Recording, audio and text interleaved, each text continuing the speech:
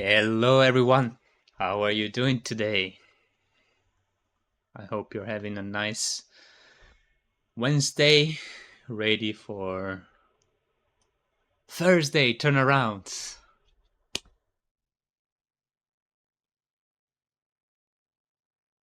Who do we have in the chat? Show me some love. Oi, oi, Thomas, Lone Wolf Trader. I don't see all the names, so I'm gonna disable streamer mode so I can engage with you guys. Ah, good. Now I see the names. Hello, everyone. Hi, Lucila, Matmina, Romeo, or Romeo if you're Italian, Master Path. So, today I want to do something slightly different. Is there anyone who wants to jump on a call with me? I think some live interaction is probably more engaging for everyone. So we can take someone who is relatively new, but not too new, like not 1 week or two.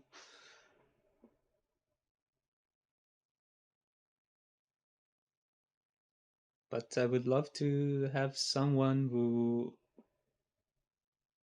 would like to ask me questions directly, and who can, with this question or her question, can help other students.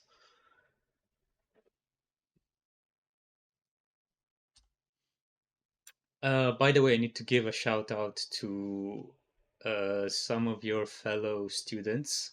For example, Lone Wolf Trader, who is here. She's helping us to make the content better for all of you guys and girls. So, Lone Wolf Trader, thank you so much for what you're doing. We also have Beagle Trades, Troxseed, and Best DC Ever. They're all helping us with the super valuable feedback. These are students who have been here for a month or so, and they put so much work to try and organize the content in a logical way for them, like for them to understand it. But based on this feedback, we are also reorganizing the material, doing additional videos which will be shared on the academy. We will have clear curriculum for everybody, so it's gonna be awesome for all the new students. And thank you ever so much for helping us. So we listen and we improve.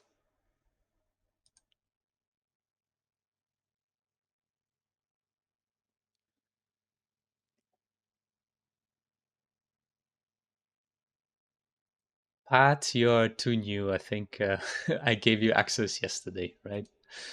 So not gonna have a chat with you just yet, but maybe soon. Let's see, Tiago. Did Tiago? Tiago, it's what, 2 weeks almost.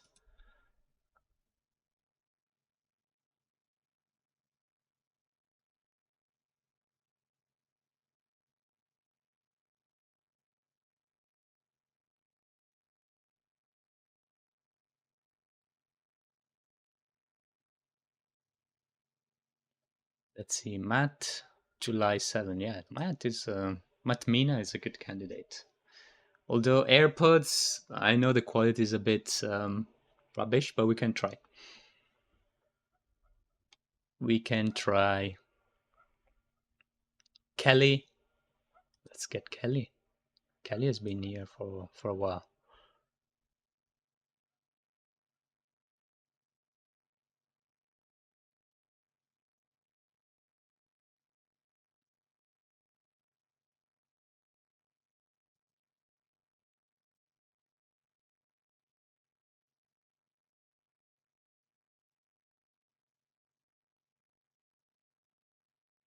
So if anybody wants to join me, you can go in any voice channel you can find, either BSC voice or MSC voice, and I'll pull you up and we can have a chat.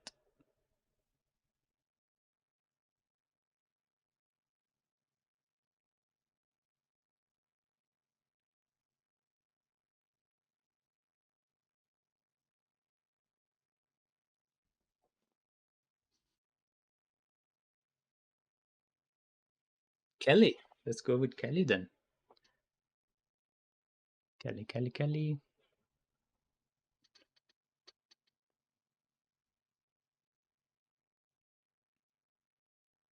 I'll get Kelly, and who did I say? One between Tiago and Matmina. Who has the better mic?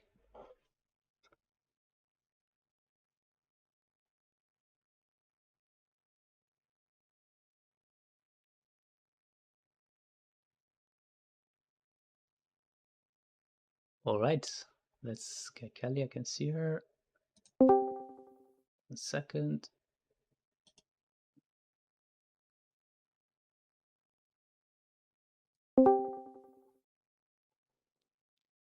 Hello, Kelly. All right. Let's Kelly, I can see her. Oh, you need to mute the stream, Kelly.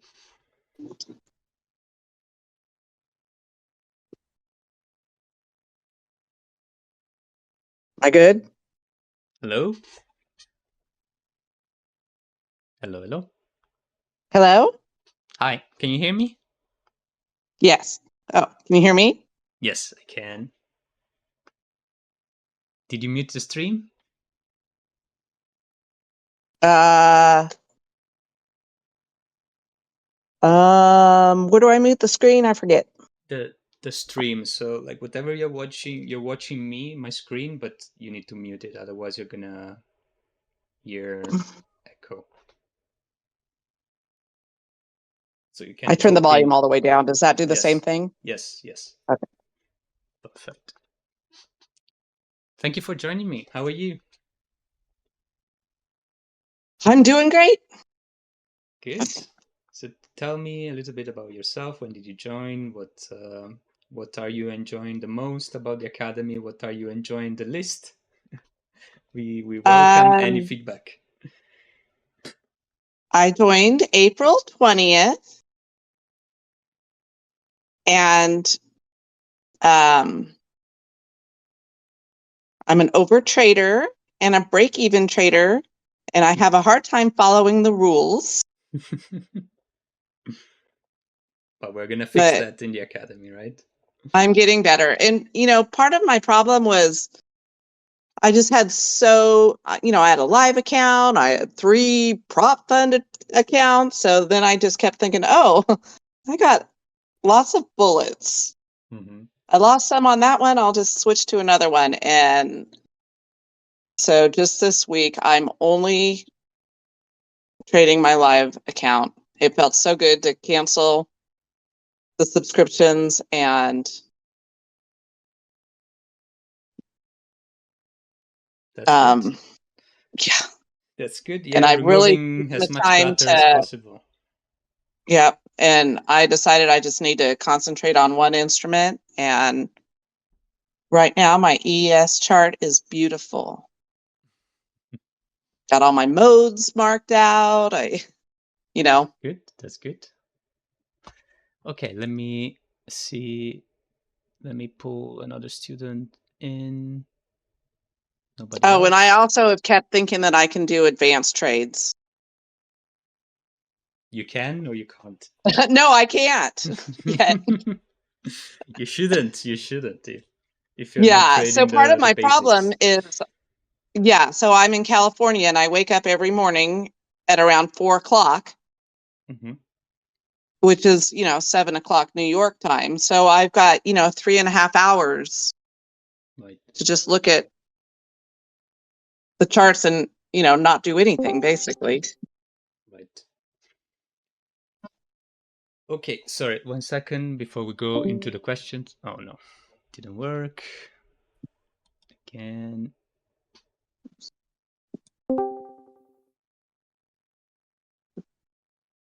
Hello?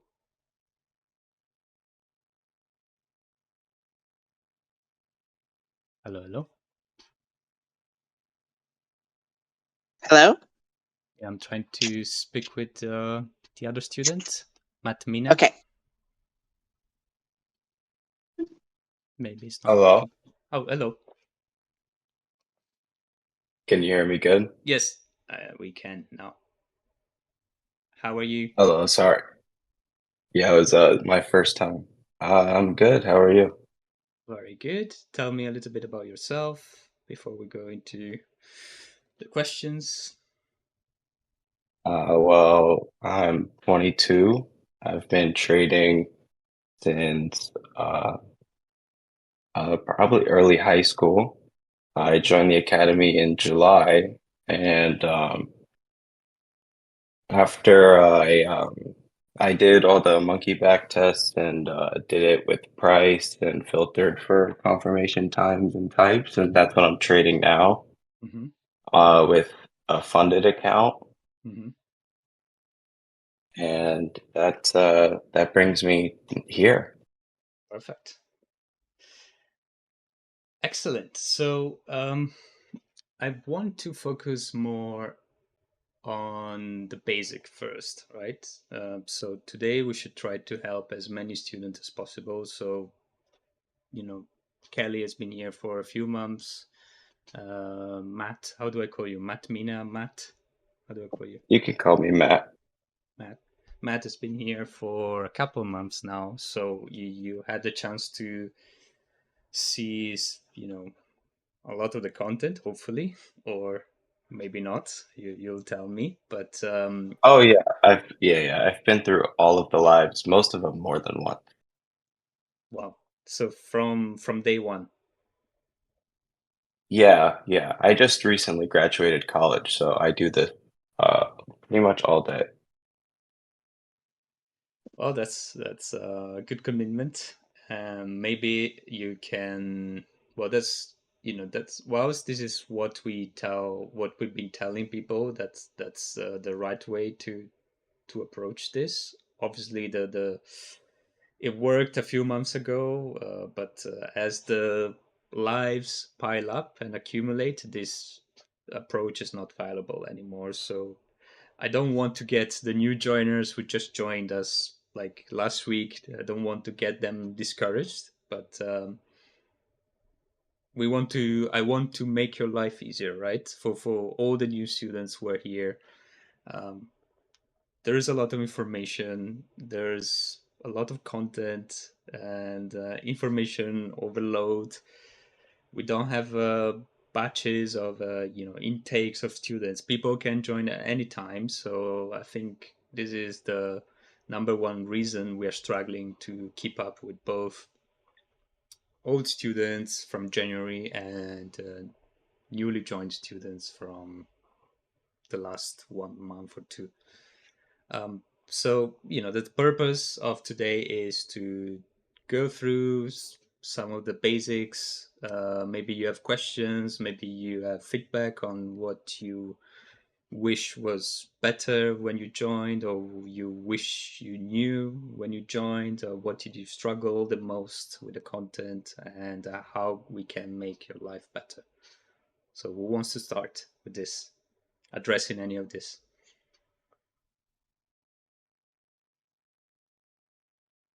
I I mean, yeah, go ahead.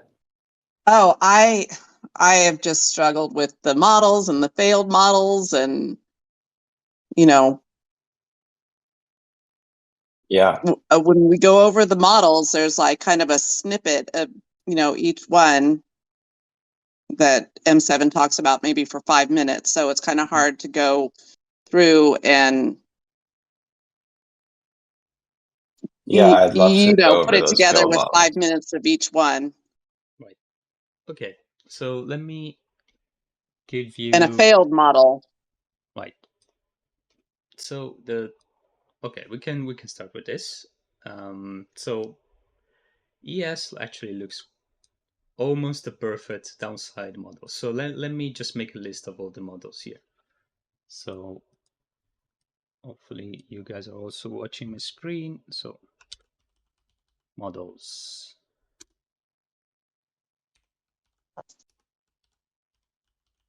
Side expansion. Downside expansion.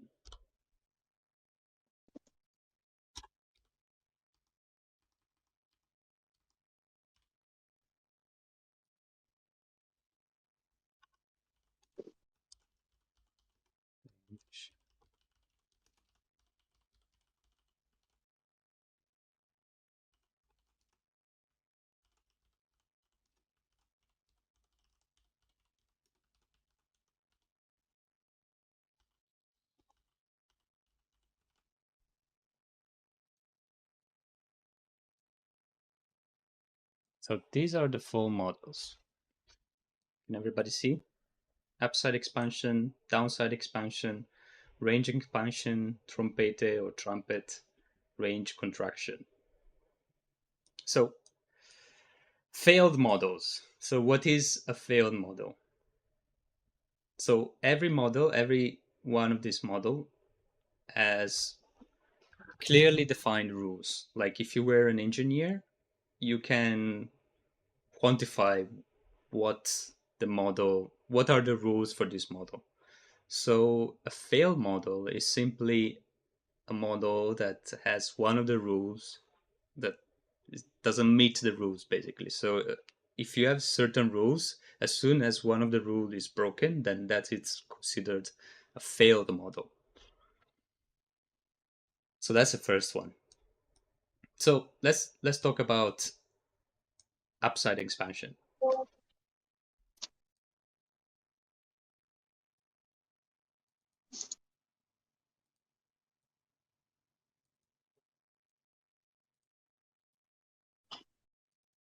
So I made 3 boxes here. These boxes represent the range of the DR, right? So just to visualize it a little bit better, let me copy the range of the DR here. So this is our ADR for today on ES. And let's pretend that our ODR range is this.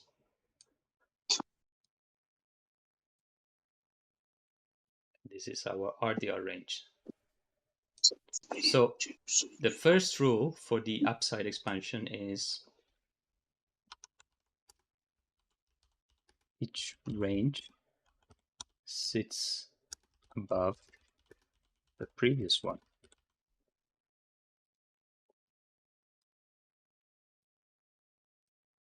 Is it clear? Visually as well? Yeah. Second rule,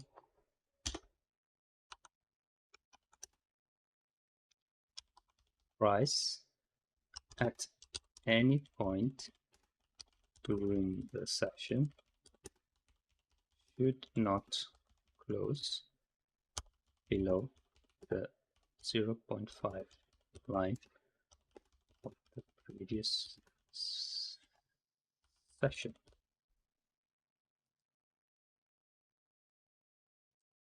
Let me make the text a little bit smaller.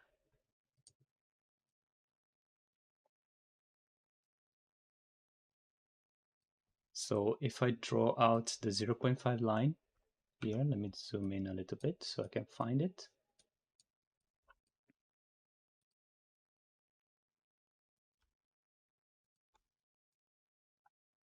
This is the 0.5 line of the ADR. This is our ODR box. So in order for the model to be valid, we want price to not close below this line. So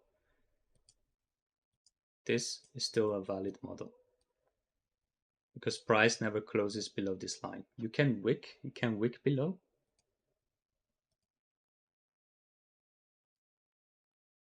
Like this. but it shouldn't close below. So this is the second rule.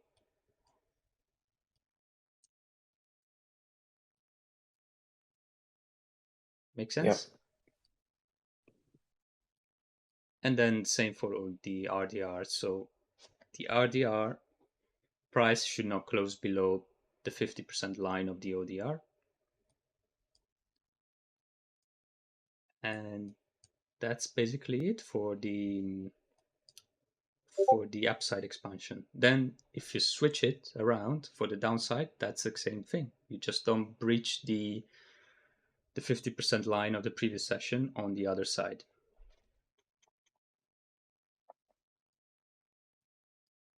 So today we have kind of a quirk, because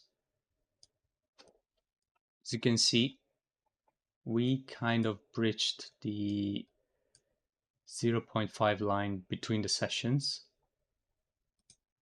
So this is the 0.5 line.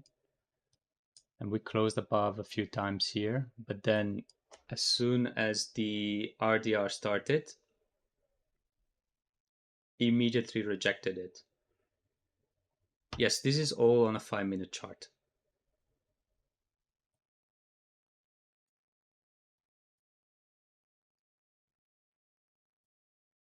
So up until this point, the model was very clear. Here, there was a bit of almost a failed model, but with the very first candle of the RDR, there was a strong rejection of this line. So if I were to take this into account, the very first candle of the session just goes straight through the line and never comes back. So price never closed above this line again. So if you ask me, this is not a fail model, just because the very first candle blows through the line here. But I can see your argument if you don't agree with this, because there was a close above. But the in-between session is less important, and the important fact is that very first candle of the session just goes below and confirms the model.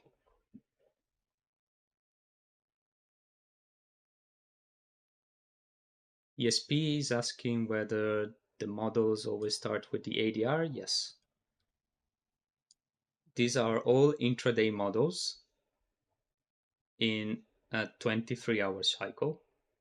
So it always starts with the ADR, then ODR, then RDR. So the upside, the downside expansion, and the range expansion models, they are all dependent. Their reference point is ADR, ODR, RDR.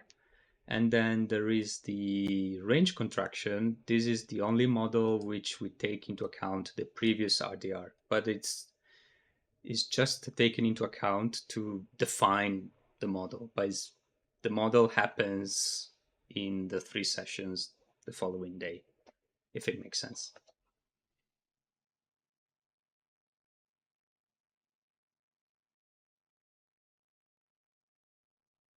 Make sense so far?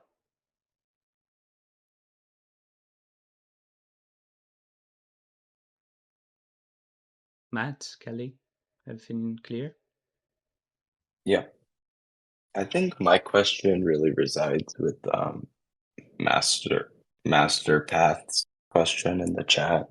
So, like, when a model fails, is there a general assumption to have, or is that something that you kind of look at 40 or 50 failed upside models and failed downside models and backtest it? Well, this is a very good point. Like, if you have a fail model, the best way, the best answer is always, have you backtested it? Like, you can look for fail model and see for yourself what happens in the price action. That's the best way to learn any concept, right? Everything Yeah. is on the chart and is available to you. But my understanding is that we have a model that has certain characteristics. So if you have a valid downside expansion model, price keeps going down, making new lows every sessions and lower highs every sessions. If you have a failed model, so price was going down, but at some point it just invalidates the model by going above the 50% line, and it keeps invalidating it. So at that point, you know that you should not expect price to keep going down, right? Like when you have a downside model, you know that price will make lower lows. But as soon as you see that the model is invalidated, then it's not reasonable for you to expect to make lower lows. That's what it means. Right. So you can just, go through all your back testing and just tag them and come to your own conclusions. Yes, but also take this into account. Like in live trading, whenever you see a model that is invalidated, then you know that you should not expect lower lows. Or it Right, can still right. happen, right? But that's not the predominant bias, basically, of the session. You're not expecting price to go low anymore, so you're not forcing trades on the short sides just because the model is broken, right? So I mean, we Right, still yeah. need to That was watch my our general understanding. right, and Okay. that's a good understanding. We still, I mean, we don't use models to as entry models, Right. right? We don't use models as entry models, but we use models as confluences, right? So a Of clean course. downside gives us confluence to take a short trade. A clean upside gives us confidence or confluence to take a long trade. A broken model is not a confluence for taking a short anymore in a broken downside. And a broken upside is not a confidence for taking a long anymore. Right. And sometimes a broken model, like usually we talk about broken model in the upside or downside expansion. Sometimes a broken model turns into a trumpeter, right? So let's Right. do the example in this one. So we start with these two sessions, and then the RDR session, we start doing something like this. So this could become a trumpet model because we invalidated the 50% line. We have a bigger range of the previous one, and price could just start to take highs and lows. So that's sometimes what could happen, but it best is to go back to your chart and see for yourself, when does a model that gets invalidated become a trumpet. And the best way to learn these things is to go on your chart, find the broken models, and see what happens for the rest of the session. Right.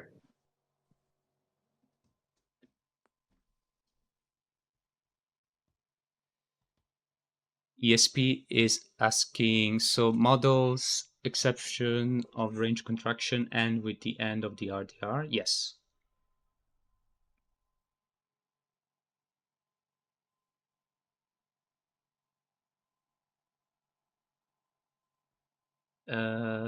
Femi Funky, what is the probability we see a new low on ES today? Well,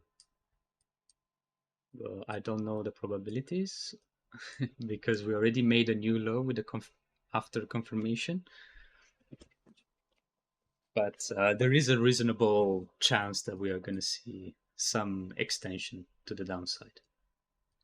Not going to tell you probabilities though.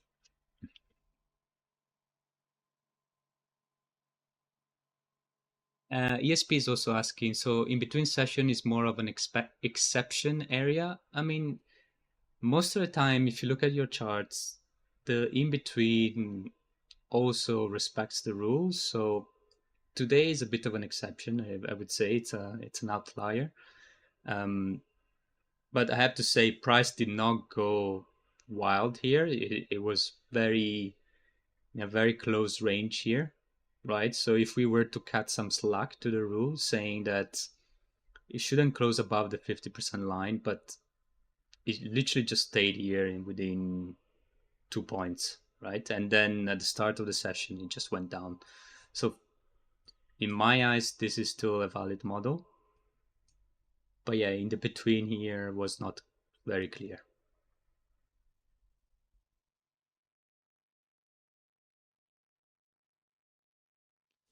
SPL is asking, which is the most difficult model to identify in your opinion? They're all very easy to identify once you know the rules. So we just did the upside and downside expansion. So let's revisit the range expansion. I'm gonna use my boxes here.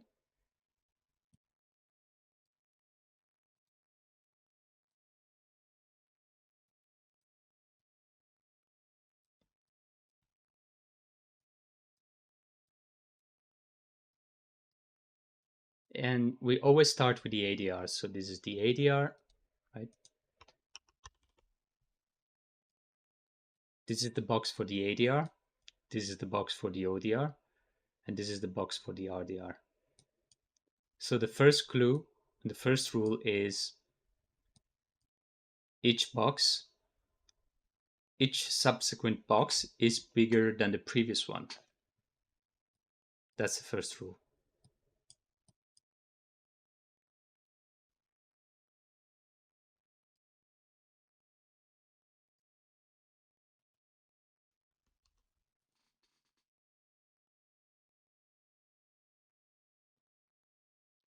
Bison, I'm explaining it right now.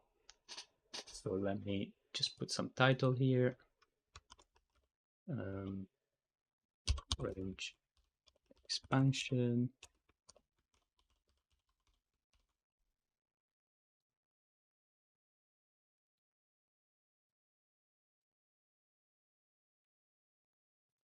So first rule,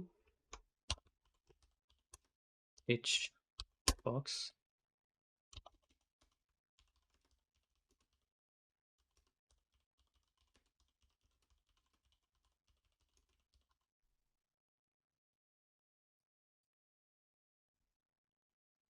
clear so far. Each DR box is bigger than the previous one. And price tends to do a broadening formation like this.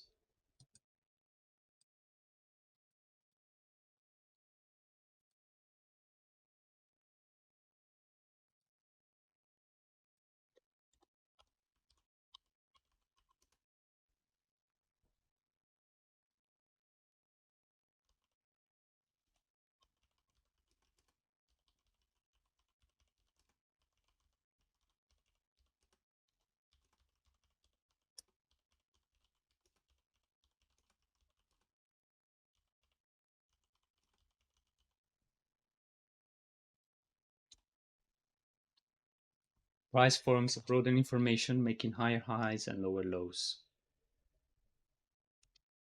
This looks like a trumpet.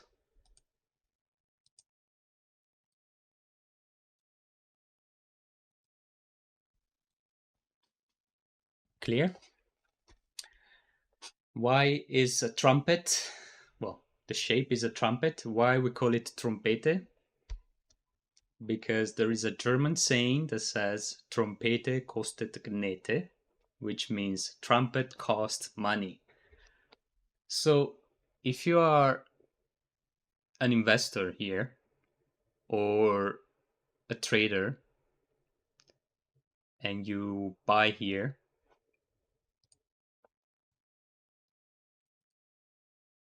let's make it green.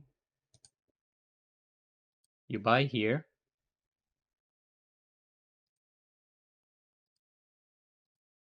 If you hold it, you're gonna get stopped out here.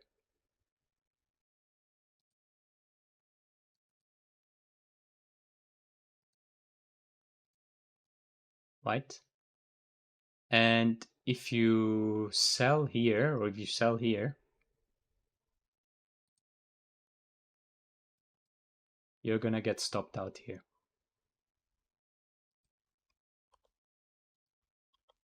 So why Trumpet costs money? Because whenever you try to take a position in the market, you're likely to get stopped out. So every time price makes a higher high, a lower lower low, a higher high, a lower low, a higher high, a lower low. And that's why it costs money to whoever tries to take a position in the market on this particular formation.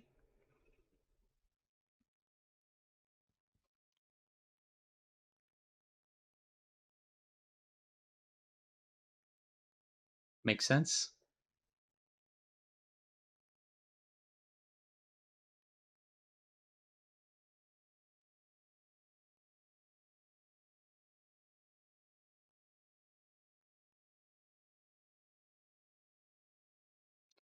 So back to ESP with ADR, even though it spans to calendar days, it is logged in DLens as the calendar day it ends. Yes, that is correct.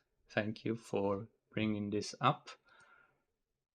Let me visualize it. So, for example, ADR always starts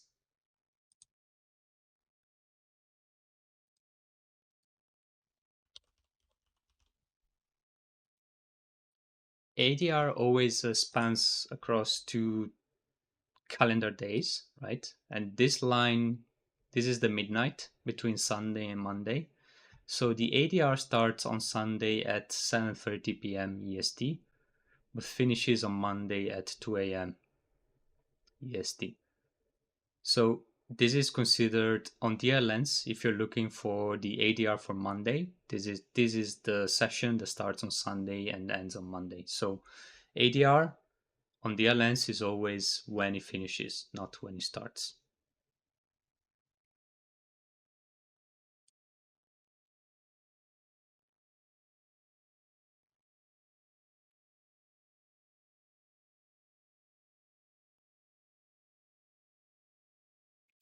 Pat, that's funny. Trompete Costa Caneta. You speak German? No, but I talk to 2 German guys in the academy every day, so I kind of hear German every day. Not sure if you heard about those guys.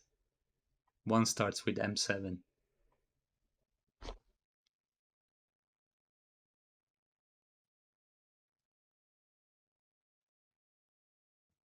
Okay, everything is clear so far? Kelly, Matt? Yeah. Perfect. So let's go with the most fun one, the range contraction. So let me remove some of this stuff. Oh no. Oh no.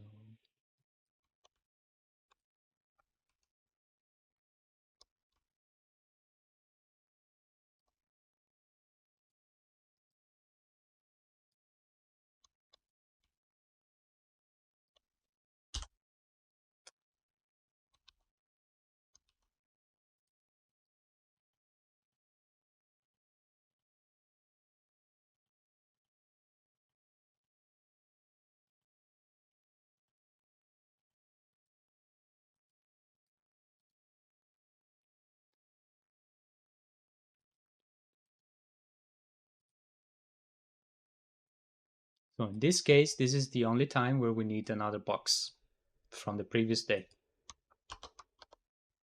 So let's make it here. Previous RDR.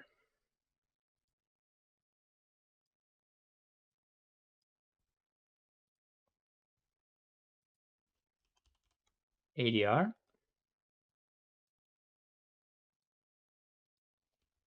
ODR.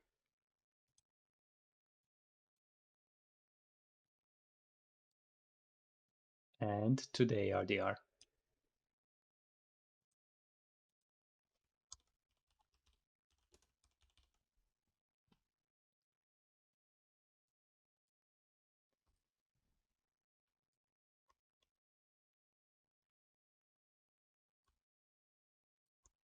Mhm.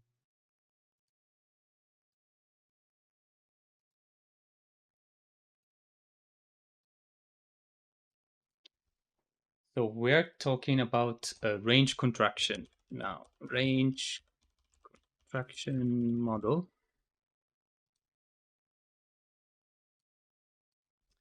So the first characteristic of the range contraction model is that the ADR and the ODR are contained in the previous RDR session. So this is the previous box of the RDR, and both the ADR and the ODR are kind of swallowed by the previous RDR. Imagine you have Pac-Man here. Pac-Man is eating the little candies. That's how I like to visualize it.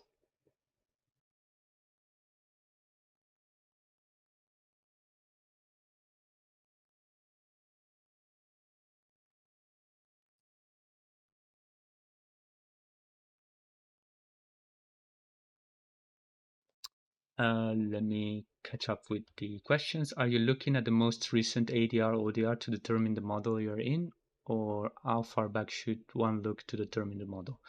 Lone Wolf, the model is always intraday, so we're only looking at ADR ODR from today. We don't look the previous session other than the range contraction model. So this is the only case where we look at the previous session. Let's look at a real example. Let's look at a real example. This is kind of not perfect, but it's kind of range contraction. Let me get a better one. Usually CL has nice ones. Perfect. Not the cleanest either.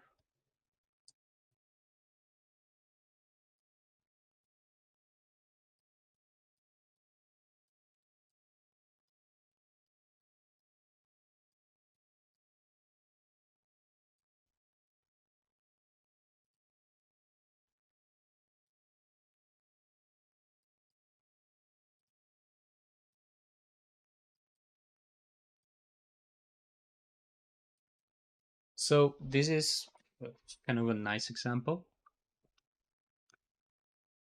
We have the previous RDR, and then we have the ADR, ODR are contained within this one, right? And the main characteristic of the range contraction is that you have a contraction in the range. So these two are smaller than this one, and they are usually contained into this one. We also have a kind of a trumpet within the contraction. So we have a smaller ADR, we have a bigger ODR, and then this is followed by a range expansion. So, sorry, by a squeeze. So that's the main characteristic of the range contraction model, or squeeze. Imagine like you have a spring. So you have a spring that you compress. You compress tighter, tighter, tighter, and tighter until it's too tight. It doesn't compress anymore, and then it just expands very quickly. So one side will be taken. So you have a bigger range here. Then you have a smaller range here. Compression, compression, compression, compression, and then you have a squeeze on either side. It could be up or it could be down. But that's the characteristic of a range contraction model. You have a contraction here, and then you have a squeeze to one side in a dominant direction.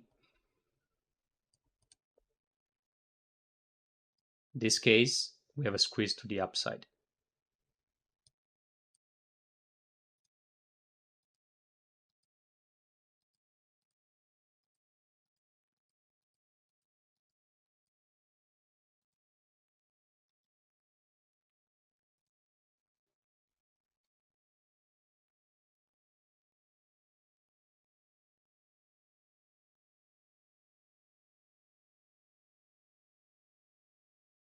So the size and position of ADR and ODR don't matter.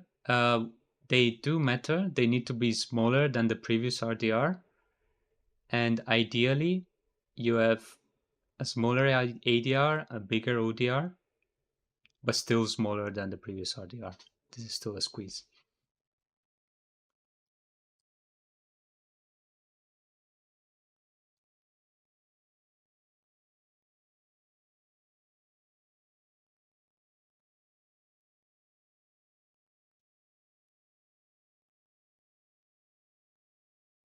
Munotida is asking, how would you be able to predict the direction? Well, that's where re-engineering comes in play. It's not a simple answer. And you, as a trader, as a basic trader, you don't have to predict it. This comes into play if you want to take advanced entry. Say that you want to catch the squeeze before the squeeze happens, then okay, then it's your job to try and predict the direction. But you don't necessarily have to predict. You can also wait for the DR to form and look for the confirmation and look on your data on DLNs and enter a trade normally. So the last two sessions, the last two live sessions with M7, this is all that was talked about, the squeeze model. Literally 5 hours of content around re-engineering the session.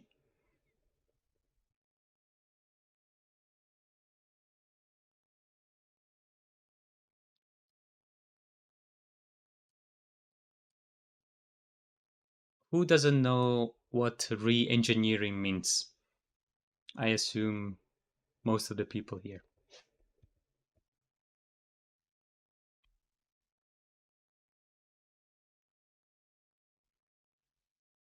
If a prior RDR is large, you could have a trumpet or expansion model inside the contraction model. In this case, yes.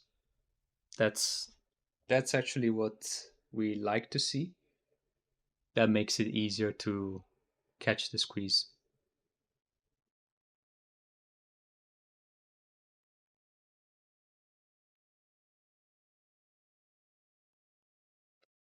Okay, so a re-engineering is a term we use in the academy to say it's basically looking at price after everything happened, right? You look at your chart at the end of the session and you try to deconstruct what happened throughout the session. So you take what you know about DR, about the models, about other concepts that we will talk about. For example, VIPs, GIPs, and other things. Cannot say too many things, but let's say you take all the concepts that you know within the academy. You don't use other things like Gauss or other indicators and stuff. You take the concept that you know from the academy and you try to understand what happened to price with the information that were available to you at the time. So you go back in time and you say, okay, price, for example, let's say I want to study this pattern, right? I want to study the range contraction followed by the squeeze.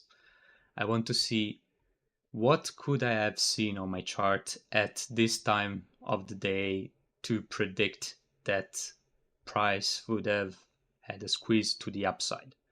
So you turn on your various indicator. You have the weekly DR, you have the DR clusters from the previous sessions. You have the multi-time frame, VIB and GIPS, and you plot them on your chart and you see what price is doing, if price is reacting to specific levels. And then obviously you check the model, you see that you're forming a trumpete within the previous RDR. And with all these elements, you write down all your notes on your chart and you try to study the chart and say, if I noticed during the live session that there was this level was respected, maybe there was, let me visualize it.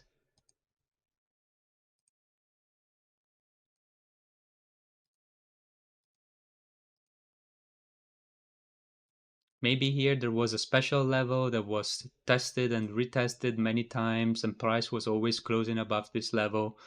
Maybe I could have predicted that price would have used this level as a strong base to then do the squeeze in that direction. So that's what a re-engineering means. You take the charts after the fact, and you tried to find the elements that were available to you at the time, so that in the future, after you studied this long enough, in the future, when you are in a similar position and you form a sort of a pattern recognition, so you recognize this pattern by studying it over and over and over again. In the future, ideally, you are able to take a trade based on information that are available to you at the moment. So you still don't know that this squeeze is happening to this side. You recognize something similar that you saw before in your previous chart, and then you take a trade here, hoping that price just squeeze to one side, and you put your stop below, somewhere below here, and you take a really nice trade. So that's the purpose of re-engineering. This is for an example for the model, right? But other example could be traditional trades where you have a short confirmation, price retrace, and you take a short trade, and maybe you get stopped out and price goes to your target. So, or maybe it's just a false section, meaning price makes a confirmation and then closes on the other side of the DR line. So it's going back to your charts, instead of just saying, oh, too bad, today didn't work out and I took a loss, that's fine. Instead of just doing this, it's all about going back to your chart, study what elements were available to you, what data was available to you at that time. Did we make an extension, a very big extension already? Did you try to catch a trade where the extension was likely over already? So it's finding elements that would help you next time, avoiding taking a loser trade. That's all what re-engineering means.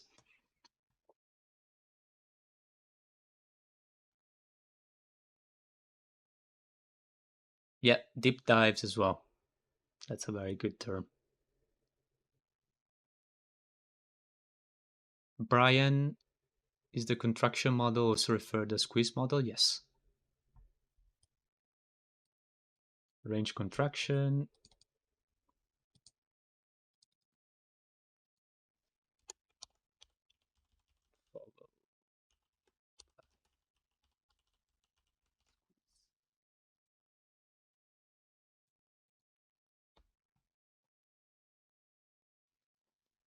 Okay. Everything clear so far?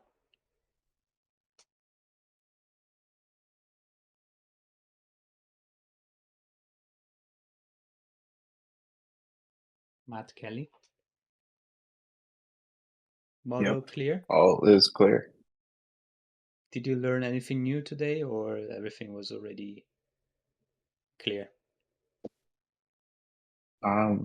Yeah, I learn every time, but I definitely make sure I'm doing a lot of re-engineering. Right. Oh my gosh. Yes, this has been perfect. This is exactly what I needed. Thank you so much. Perfect. Glad to hear. Could you, I know you're going to go through, I mean, you're going through all the models, but also when algo structure shift changes, asks. Yes, that's a bit more within a model. complicated. That's a bit more Okay. a complicated topic. That's maybe for the very new students, that's maybe a bit too much, but I can do a quick one. Let's see. Let's make it quick. So what do we need to check the algo structure shift? Kelly, question for you. Uh, What levels do you need? the point 5 The 0.5. in the ranges, The 0.5. the midline. No. No. We're talking about algo structure shift. The Tuesday DRC. Yes, DRC.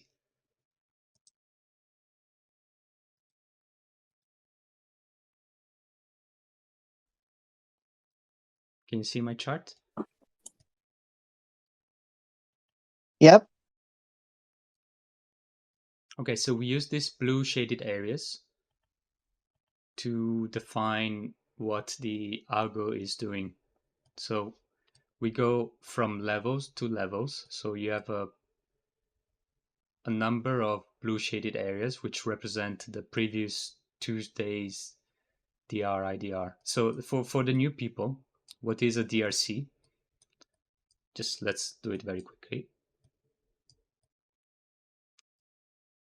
So a DRC is basically a space between the DR line and the IDR line in both directions. So both up and down. So you do something like this. This is a DR cluster. And this is a DR cluster. If you do it for every session, you have a bunch of lines coloring your chart like a Christmas tree. I'm going to show you now. So luckily, we have a script that does this for us.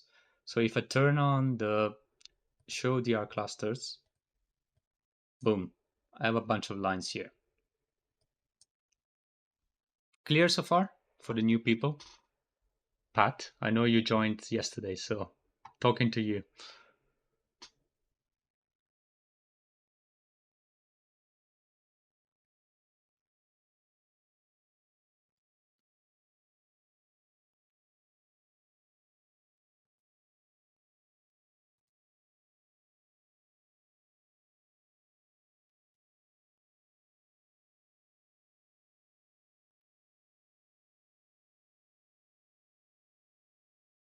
Yes, clear, clear. I want to see Pat because Pat is... Yes, so far it's clear. Good. So we have a special DRC, which is the Tuesday one. So the Tuesday from the RDR session. So if you take only the RDR session, which is the regular trading hour session between 9:30 and 4 o'clock every Tuesday, and you draw these boxes and extend them to the right, you get this chart. So all these blue areas, these are Tuesday's DRC from the past. If you switch to the 30 minutes chart on TradingView, you can see more of them. Just because TradingView has some limitation on how far back it can go. But all these blue lines are previous DR clusters from Tuesday's RDR session. Why are they important? Well, it's complicated, but the short answer is that, you know, the algos or the SLP, the supplemental liquidity providers, they use certain models, right? And they have certain parameters. So these parameters or these models gets reset on Tuesday. So that's why the Tuesday ADRs are important. That's the short version of it, but that's all you need to know for now. So all these blue lines, these are important algorithmic levels. Let's put it that way. So there is in the DR, there is a concept called algo structure shift, which is a bit more advanced for the new guys. But I'll just recap very quickly for people who are already advanced and they want to clarify what it is. But basically, you take these levels, and these levels act as kind of step ladders, right? So whenever you see price, going from one level to another and then jumping to the lower level and then not going back up higher, and then taking a new level lower and then maybe doing this one in between and then going lower. This is the structure. This is the market structure that we have at the moment. So we go from one level to a lower level to a lower level to a lower level without going back to a higher one. So in this case, we don't go back to this one in the middle, or we don't go back to this one in the middle. It's like a ladder. We go down in steps. Sometimes you skip a level. If you skip a level, you only go back up to the level you skipped. So just to make it clear, here we're skipping a few levels in between this, and then if we go back up, we're only allowed to go back up here, and then we keep going down to the new level, and then we can go back up here, and then we go back down to this level. So whenever you skip a level like this, you go from this level to this level, you have a consistent market structure. And as long as price doesn't go above this level here, the structure is still intact. But as soon as price closes above this level and then does this and then starts to go higher and higher with the same logic, then this is what we called algo structure shift. So, or AS. It's a funny name, but this is, as soon as we break this level and we go above, this is what we call algo structure shift. So the market structure is not short anymore.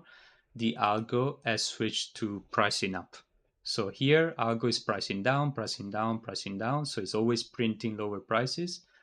And as soon as you breach this level, now algo is pricing up. And that's what it is. So you need these levels and you need to watch price skipping levels and then going back to the level that it was skipped. As soon as this goes above the level was skipped, then you have a algo shift.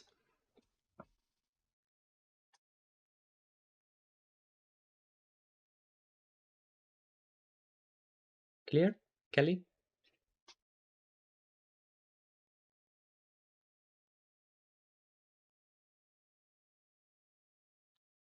Yes.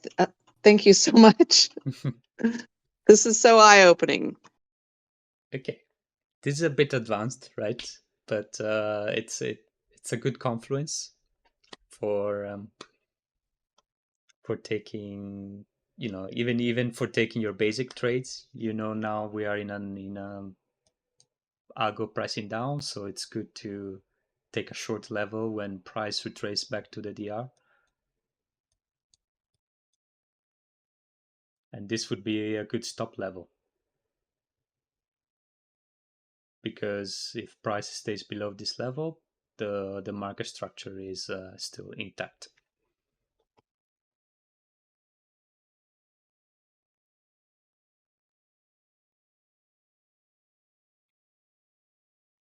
I had one question in the drive script. Yeah. Sometimes the clusters they're the top and bottom. You should leave them always both the same color. This is, so I don't know what happened to my trading view. Everything got deleted. So this is the standard configuration. Literally, if you remove and reopen drive, that's what you get. So I didn't change anything here. This is the color you get. I don't know if Okay, you have and to. You can keep it like that, but if you take the M7 weekly DRs,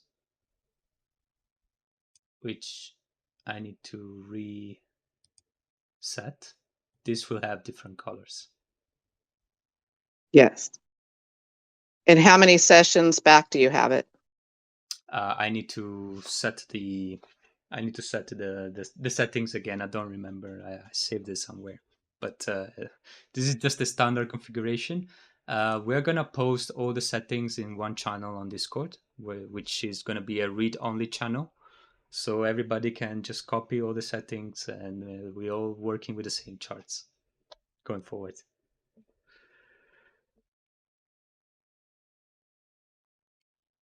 Okay, let me answer a question from Pat. I think Pat was asking, where is he? Those are called DRC level. What does DRC stand for? So DR, it's the we are in the DR Academy, right? So the defining range. So the DRC, that's what I showed you at the start. The space between the DR and the IDR line, it's a DR cluster. So the C stands for cluster, so it's just DR cluster. DRC equal DR cluster.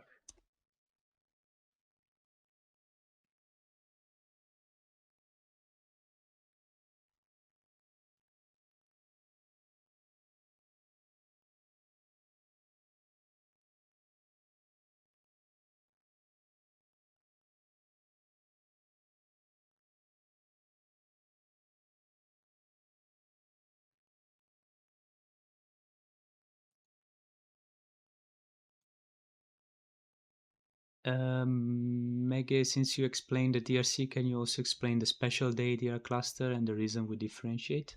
That's what I said at the start of this explanation. So we are taking DRC, usually we only take the last 2 sessions for just, and we use them as confluence, as resistance areas.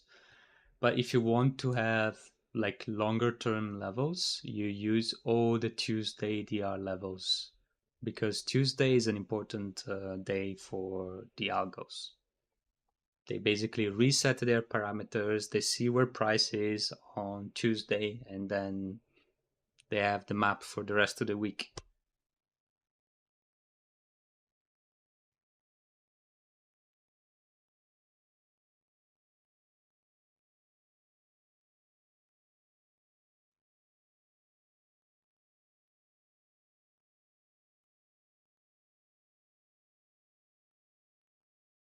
Thank you, Fit Stamping.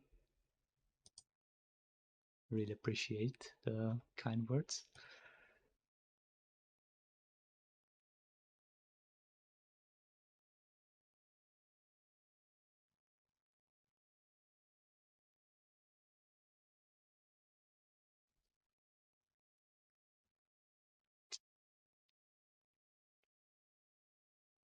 ESP, thank you for the link.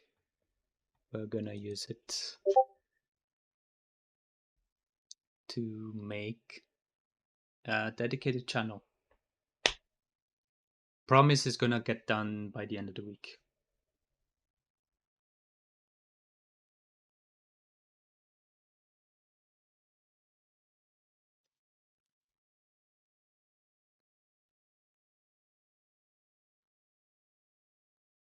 Let me just make sure I didn't skip any questions.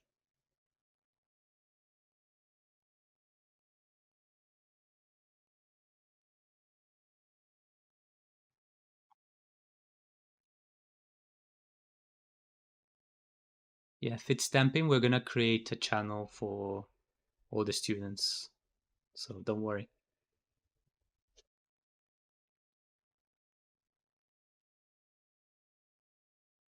Rift Juice, every week we have onboarding sessions, so no FOMO. You can always rewatch the replay.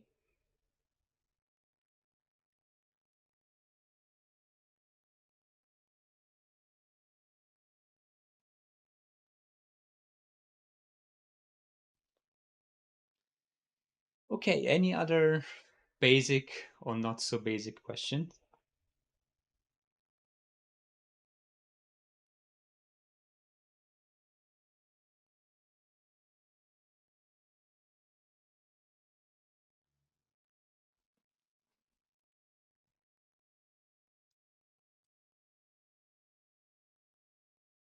By the way, this trade on ES today was Looking super good.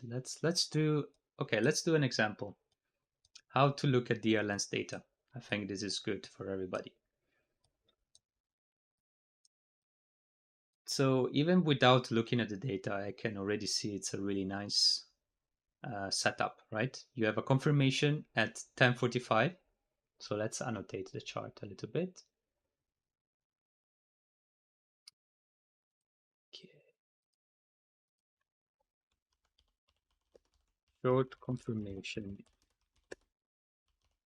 10:45. Here.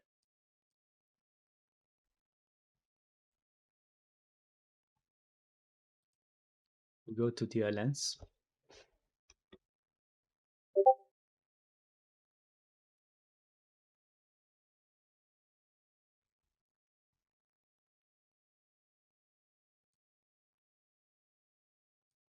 E-mini S&P, right? Yeah. We are on Wednesday. Short. So you select the instrument here, E-mini S&P. You select the session, RDR. You keep this checked, remove new stays. I'm going to talk about it a little bit later. You select the day of the week, Wednesday. You select the true days. You go short, 10:30 to 11. And we look at our distributions. So first thing I typically look at is this chart here says median time on max retracement. So what is the mode on this chart? Anybody can tell me?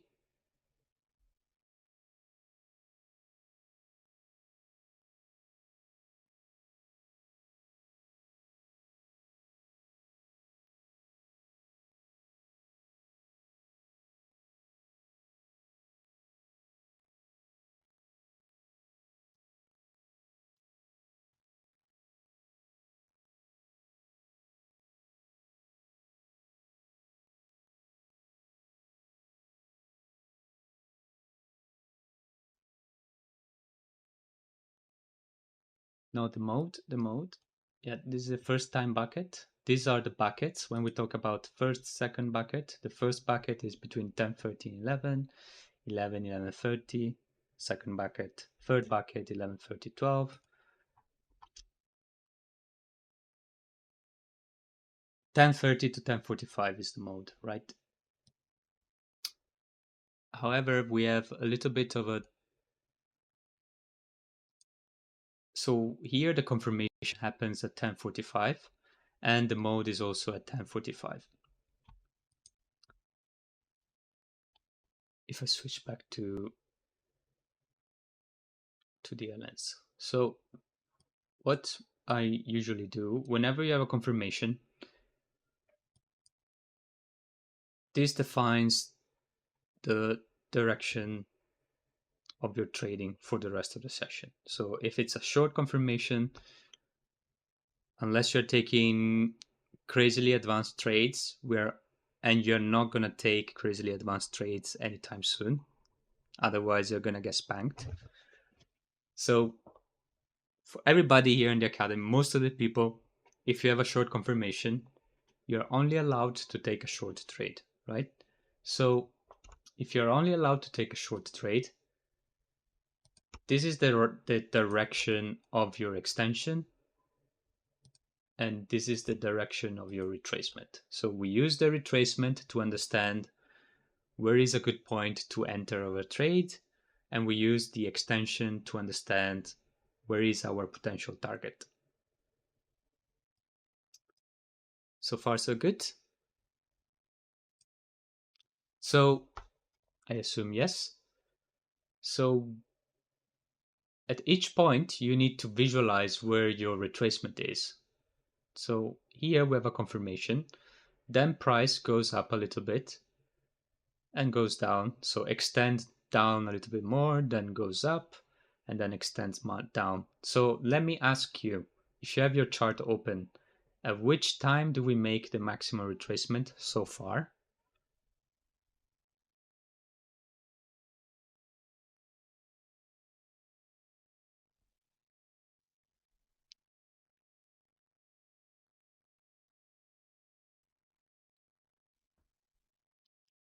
I want a timestamp.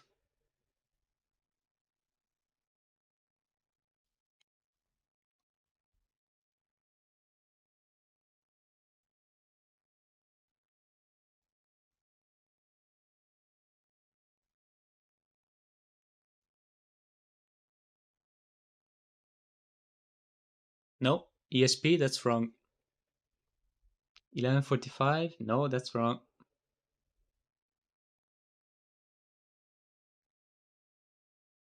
What is 11:45? No, guys, it's not 11:45. 10:50. Petera, the new guy kick it ass here.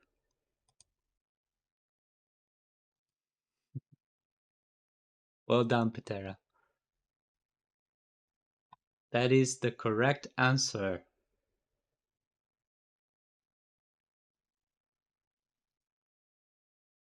This is the max retracement so far.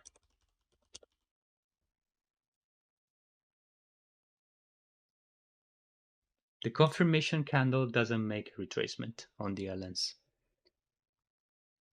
So the retracement is only calculated after a confirmation.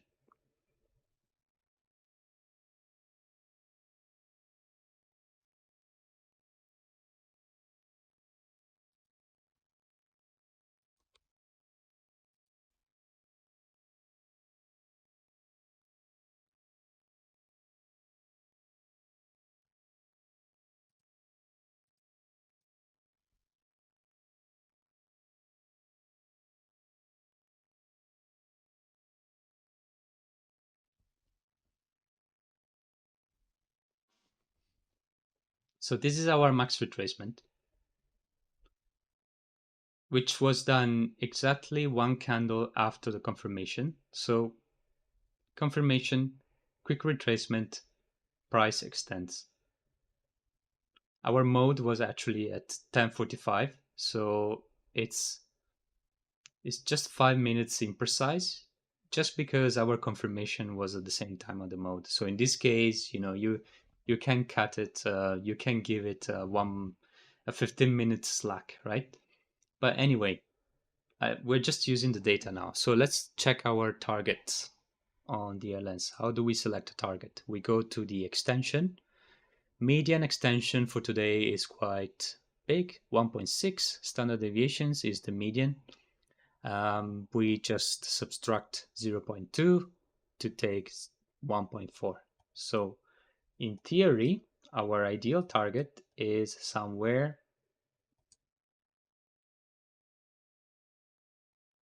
let me draw an extra line, 1.4, here. So this is the target we would select for today's trade.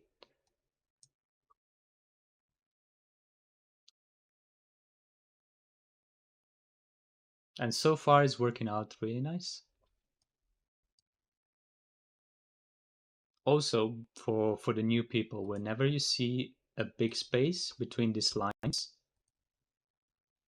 this is what we call the autobahn, the motorway, the freeway, the high-speed road.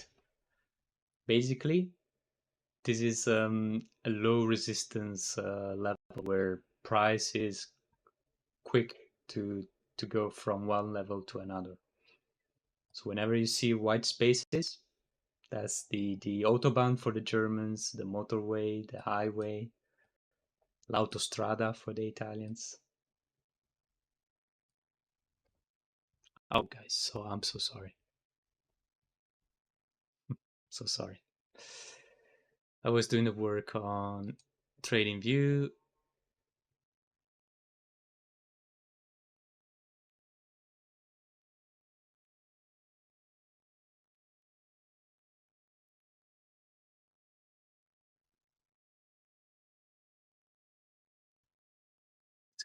Screen. So why did we subtract 0.2? So it's a quick and easy way to improve our probability of catching a target. So just a quick primer on probabilities.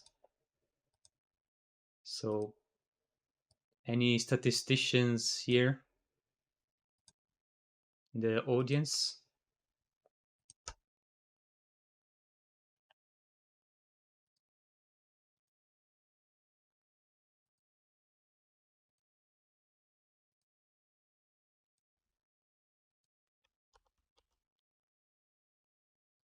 I like to make colorful charts to explain things.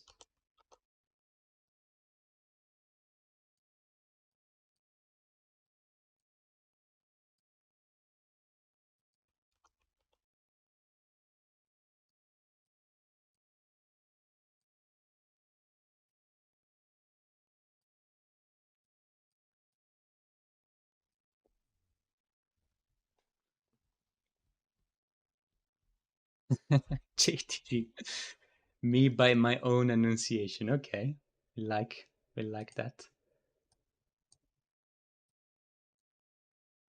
I am not, but I'm doing my best, guys. I learned from M7. He studied applied mathematics. I only studied finance, but I did some statistics.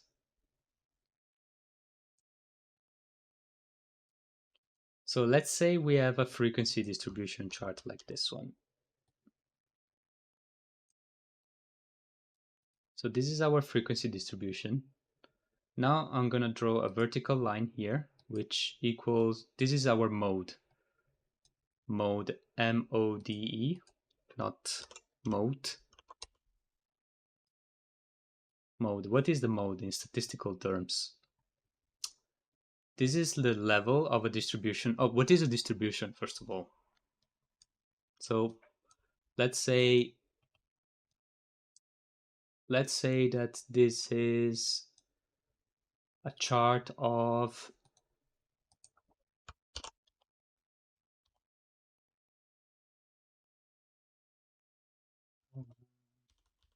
temperature in August.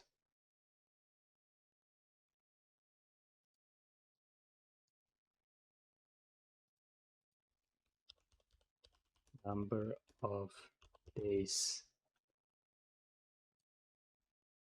So I'm just making a random example. Right, so on the x-axis we have temperature numbers. So let's say this is, oh god, temperature is the wrong because I use Celsius and you use Fahrenheit. But let's say an arbitrary 40. This is 40. And this is 20 and this is 50. So let's put some numbers. 20,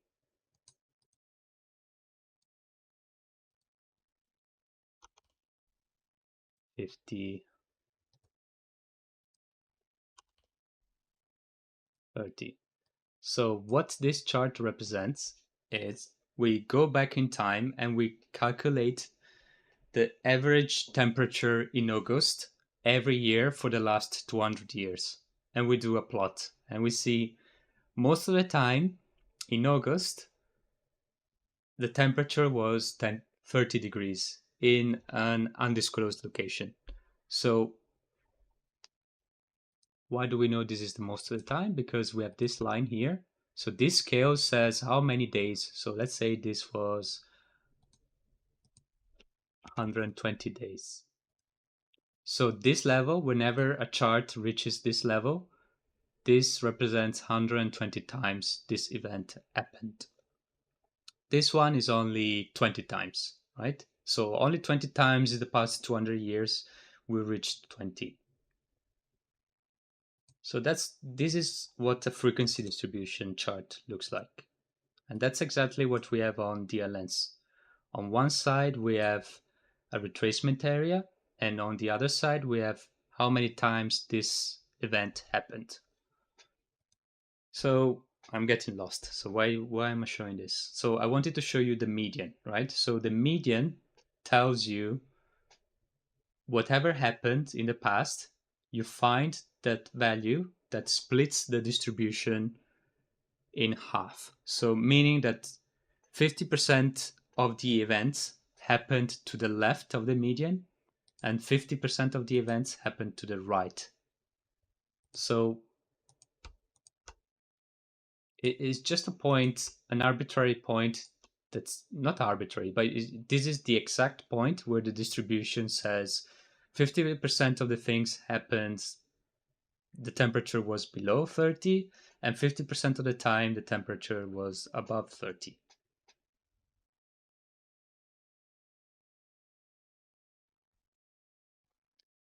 Everyone is following me?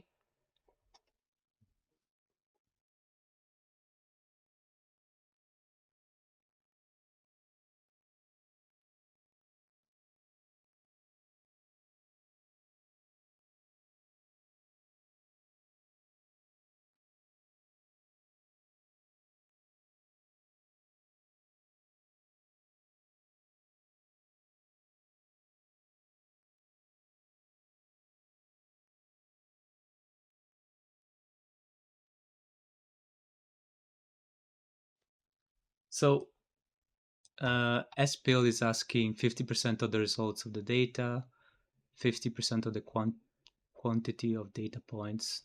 So I don't know if I understand your question, but the way you calculate the median is you order the data points. So you say I have 20 at 20, I have 30 at 25, I have 120 at 30. So you list them in order, and then you take of the list, you divide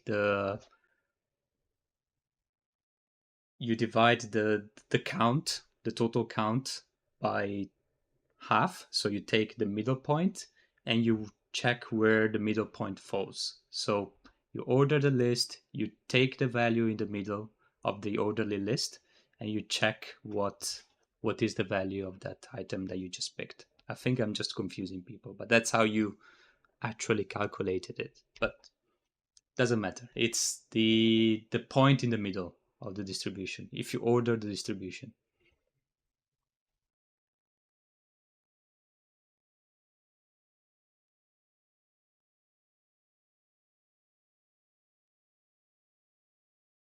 The mode is another thing.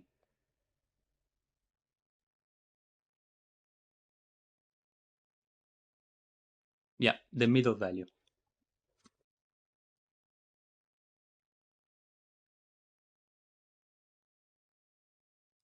We also have the mean, but the mean, we don't care about the mean for now. This is just the median.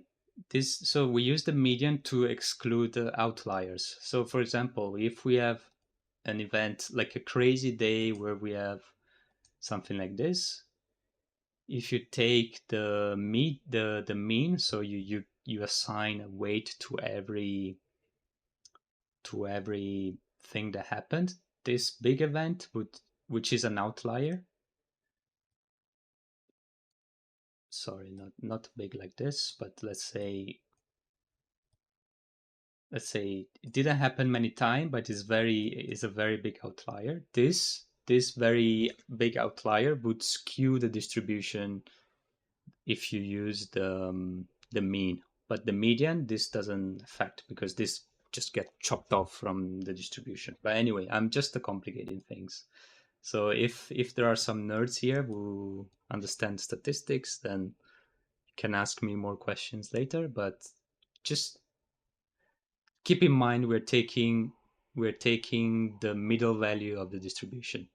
So why am I explaining to you the median? So the median is important because the more you move to the left of the median, the easier it is to reach at least it. So like, let's say if we were to predict what temperature the average temperature for August next year is, if we have to make a prediction, would it be more conservative to say the temperature will be at least 25, or would it be more conservative to say the temperature will be at least 40? Question for the audience. Which one would you choose if you want to be sure that your prediction is right? And the prediction is just the temperature will be at least 25, or the temperature will be at least 35. Which one would you choose?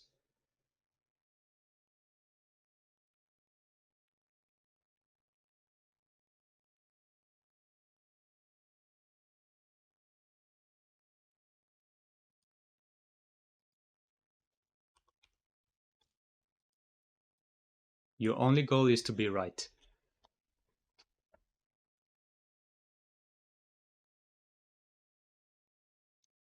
So for DM, let's say our task is to predict the minimum temperature in August next year. And our way to decide the prediction is to check this chart. We know that the median is 30, and we need to make a prediction by saying what is the minimum value, average value for the temperature in a year from now in August.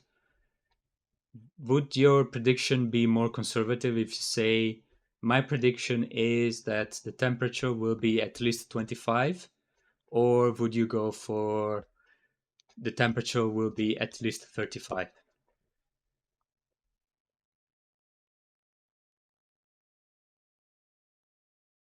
25, 25, 35, 35, 25, 35, 25. Oh, wait, we're kind of 50-50, guys. I was hoping that this example made it very clear, but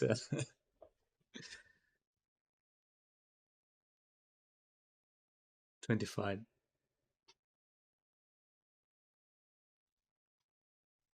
The low hanging fruit. What gives you more? Say that you are betting with a friend. If you are right with the minimum, like with at least the minimum, you win $1 million. You win $1 million. So would you quote 25 or 35? Let's see if this make you change the answer.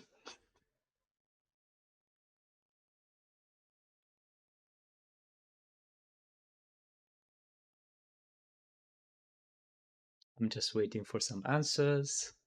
Then I'm gonna comment on the right.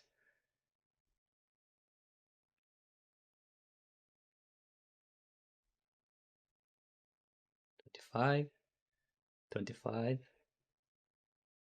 25, 25. Perfect. That's what I want to hear. Right? The incentive always work. You see, guys?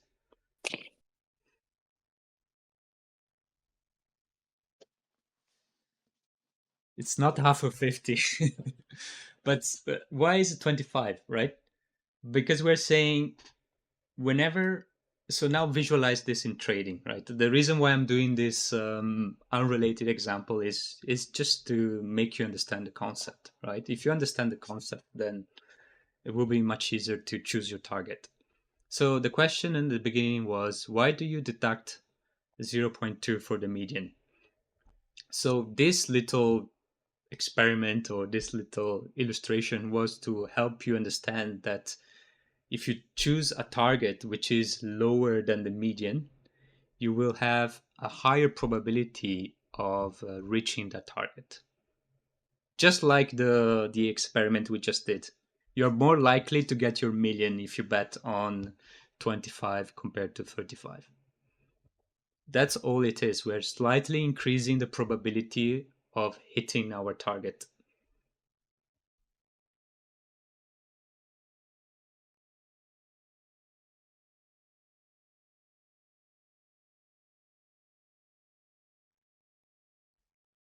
Fit stamping, that's exactly correct. Every time 35 is reached, 25 has to have been reached too, but the opposite isn't true.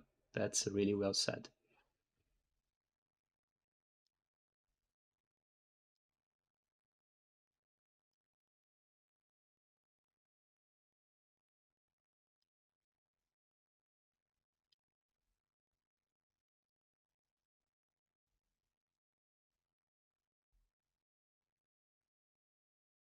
Matt, Kelly, did I lose you?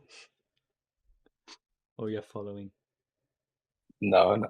I would have loved to make that bet with you. Sorry? 25. I would have loved to make that $1 million bet with you. Got it, good. Okay, so any questions on this, guys?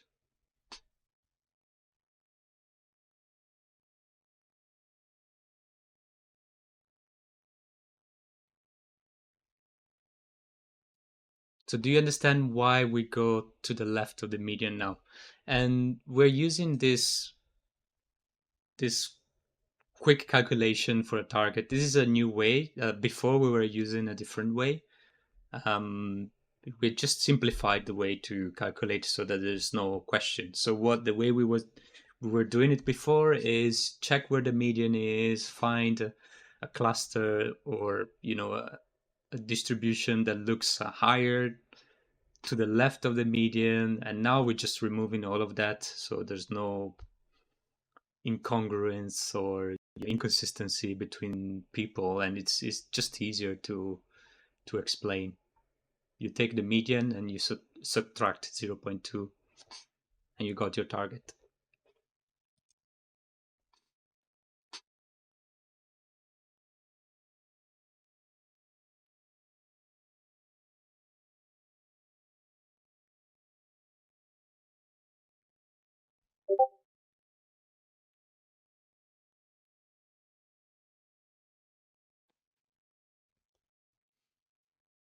So this is a real chart, right? This is the median, 1.6.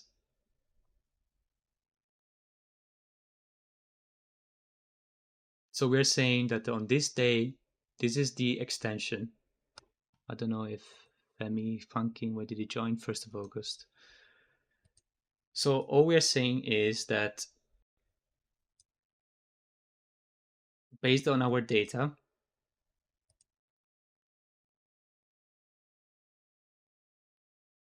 50% of the time when this happened, so short confirmation in this time frame on a Wednesday, 50% of the time price reached at least 1.6 extension, and the other 50% of the time price reached less than 1.6, right? So we're, in this case, if we were to select a target, we could select 1.4 from this chart,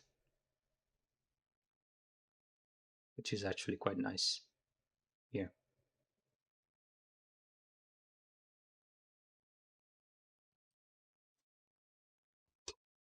And 1.4, if you look at my chart, it's this line here. So, now price is retracing a little bit, but if we were to take a trade here, at some point here, put our stop here, this would be our target for this, which actually corresponds with the end of the highway. You could also, it would be more conservative to adjust it to this level. But anyway, anything between this level and this level would be an appropriate target.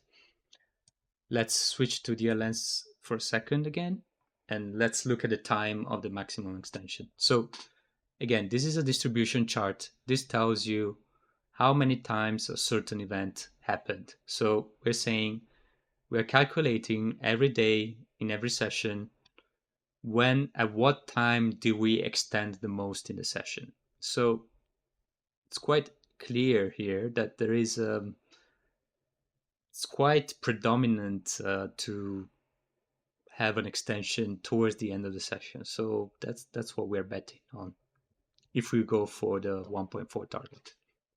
So we use this chart to say, yeah, we haven't reached 1.4 so far, but that's fine because this is quite flat.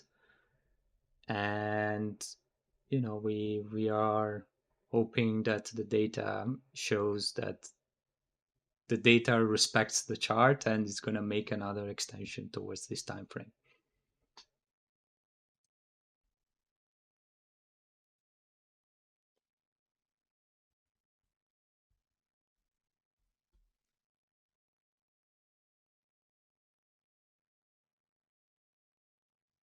Everything is clear? So I'm happy today because we had some model explanations, some advanced explanations on us, some statistics, basic statistics, and a basic example of how to input the data on DLLens, and also a nice chart on ES. Just we make a quick retracement and then price goes down. Oh, just random, guys. Just random. I just turn on a multi-time frame imbalance.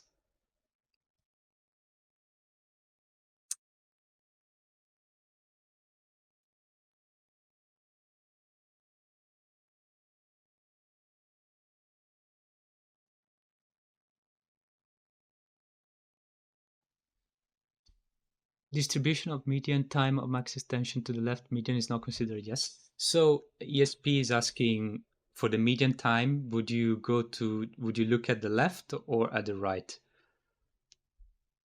So for the time,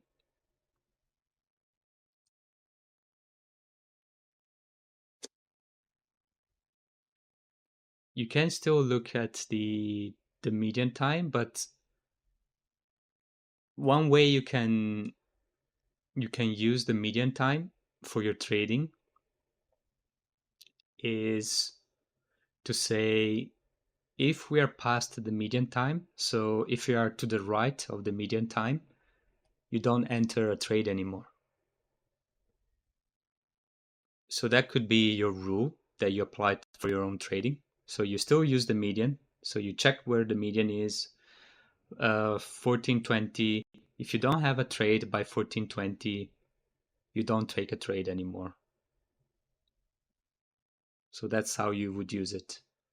But it doesn't matter when you make it. For time, it doesn't matter when you make it.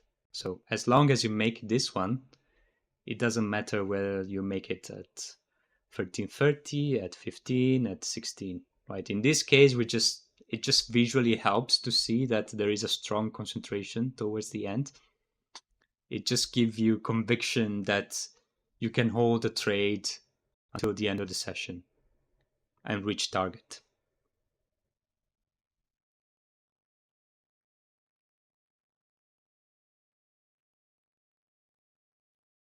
But yeah, if we go back to basics, one of the basic rules for frame was that we don't take a trade if we are past the median time of maximum extension.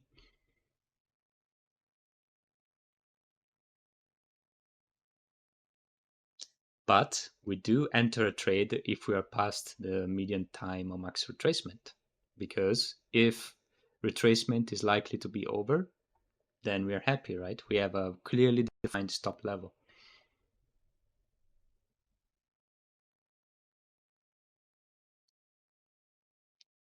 So the two are quite a bit opposite to each other, the logic.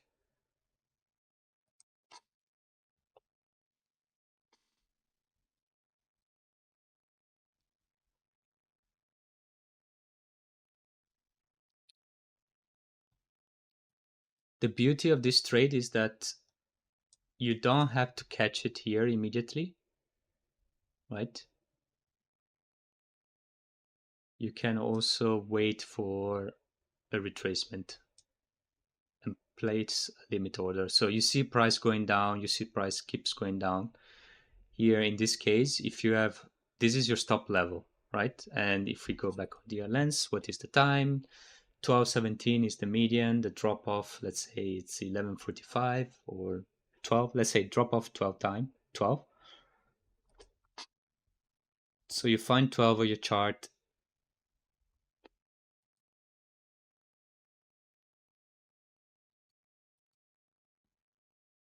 So you could enter, anytime after this line, your stop level.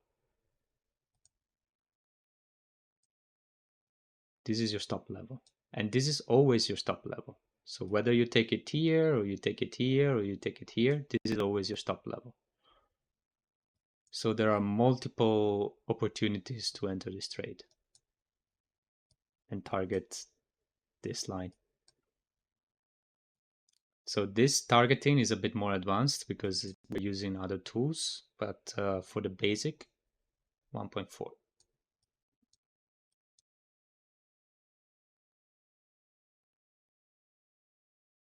Depending on where you take the trade. Oh, sorry guys. Yeah, thank you for tagging me. So this is the time where the distribution for the retracement drop off. This is our predefined stop level, the red line. So you can enter here, you can enter here, you can enter here, you can enter here. So just to say, this price action gave you multiple entries. You can take an announce style, you wait for a retracement with a nice risk reward. If you feel like the 1.4 is a bit too aggressive as a target, you can turn on other indicators to find other levels. In this case, it went to the tick, to the 1 standard deviations, to this multi-time frame VIB, which you will find the settings for it in the Discord. And you can take a trade, you know your stop level, you enter here, you enter here, you enter here. No, you don't enter here because it's below 3. But anything above 3 here, risk reward ratio, you can take.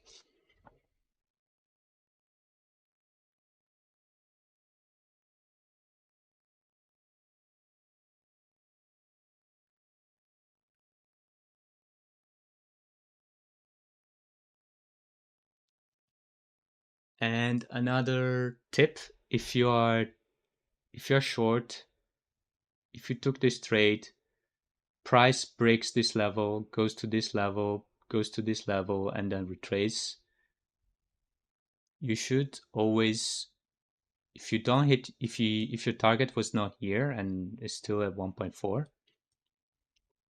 you should find ways to trail your stop in a appropriate way. So in this case, if we're using the kind of algo structure, we make a low, retrace a little bit higher, we go lower, retrace a little bit here. So now we don't want this level to be broken, right? So if you're trailing your stop, as soon as price moves here, you want your stop to be here. This gives you a chance to catch the maximum extension. However, you can also use, for example, you could trail more aggressively. You see these nice green lines, which is a topic for another session.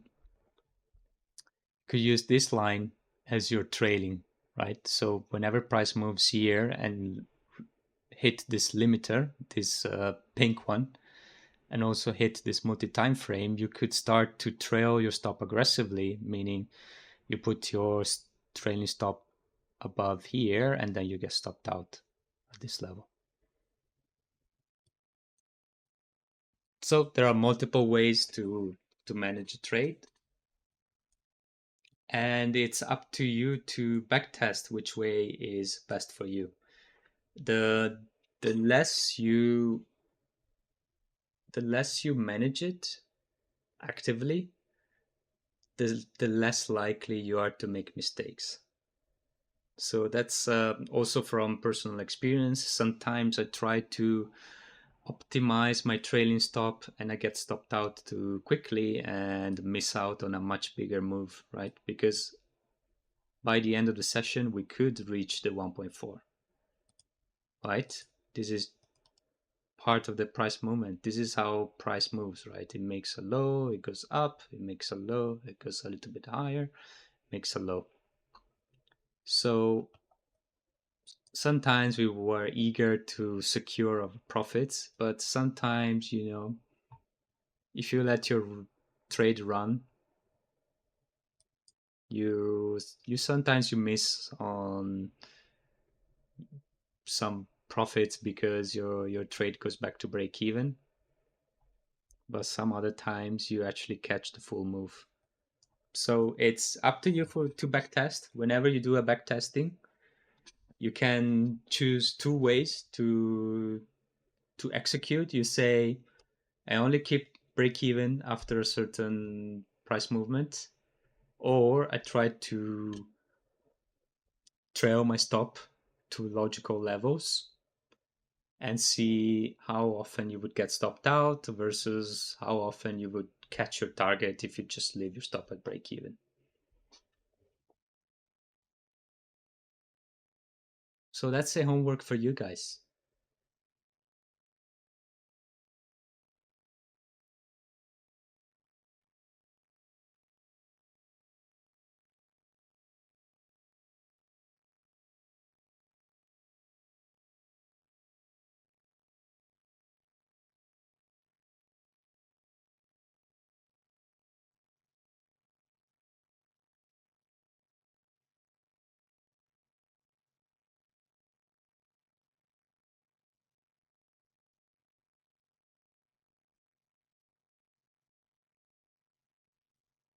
Vince, before you taught the distribution, you were starting on mode. So the mode in a distribution is just the event that happened the most times. So in this case, the median is equal to the mode. But if the distribution was something like this, where the median is here, and this is still this is the median, and this one is the mode. So the highest bin in a distribution. So in this case, let's say 25. This would be the mode. So in the DR Academy, we use the mode to find likely time entries. So we use the mode for time. That's how we use the mode. Another mega session from Meg. Thank you. Thank you. Great, guys. It's been 2 hours. I'm gonna put this on the quick start.